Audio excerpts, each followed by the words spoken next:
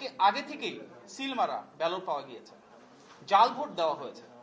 কিছু ক্ষেত্রে মৃত মানুষের ভোট দেওয়ার অভিযোগ যেমন এসছে, ঠিক একইভাবে নিজেদের ভোট দিতে পারেননি বলেও অনেক ভোটার অভিযোগ করেছেন, যা প্রমাণ করে ফ্যাসিবাদী আমলের মতোই একজনের ভোট অন্যজন দেওয়ার অপসংস্কৃতি এখনো পুনঃপ্রতিষ্ঠিত করা হলো। স্থানীয় ভুয়া পর্যবেক্ষক তৈরির মাধ্যমে সে বিশেষ দল এক ধরনের মব তৈরির চেষ্টা করেছে, যার মাধ্যমে ভোটার উপস্থিতিতে এক ধরনের বাধার সৃষ্টি হয়েছে। সেটা অনেক আগে থেকেই আমরা নির্বাচন কমিশনকে অবহিত করেছিলাম। নির্বাচন কমিশন ক্ষেত্র বিশেষে বেশ কিছু পদক্ষেপ নিয়েছে, তবে সেটি আরো আন্তরিক ও সামগ্রিক হলে আরো যথাযথভাবে এ ধরনের উপস্থিতি রোধ করা যেত।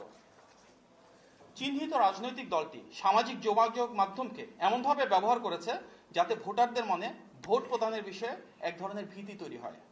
বাস্তবতা হচ্ছে বিএনপির বিজয় অনিবার্য ও নিরঙ্কুশ, সেটিকেই স্তিমিত করার কোনো অপপ্রয়াসই সফল হবে না বলেই আমরা দৃঢ়ভাবে বিশ্বাস করি। দেশের জনগণ বিশ্বাস করে একটি অবাধ, সুষ্ঠু এবং গ্রহণযোগ্য নির্বাচন নিশ্চিত করা গেলে এবং ভোট গণনা সঠিকভাবে পরিপালন করা গেলে ইনশাল্লাহ ধানের শীষের বিজয় অবশ্যম্ভাবী। দেশের জনগণ যে আবেগ ও আকাঙ্ক্ষা নিয়ে আজ ভোটাধিকার প্রয়োগ করেছে, ইনশাল্লাহ গণতান্ত্রিক বাংলাদেশে জনগণের ম্যান্ডেটে নির্বাচিত সরকার সেটি আন্তরিকভাবে বাস্তবায়ন করবে। গণতন্ত্রগামী জনগণকে উদাত্ত আহ্বান জানাই আমরা, ভোটের ফলাফল নিশ্চিত করার পূর্বে কেউ ভোট কেন্দ্র যেন ত্যাগ না করেন এবং বিএনপি এবং অঙ্গ ও সহযোগী সংগঠনে যারা নেতৃবৃন্দ নির্বাচনের দায়িত্বে রয়েছেন তারা যেন গণনা ও ফলাফল ঘোষণার সময় সেখানে উপস্থিত থাকেন, যেন কোনো ধরনের অসঙ্গতি তৈরি করা না হয়।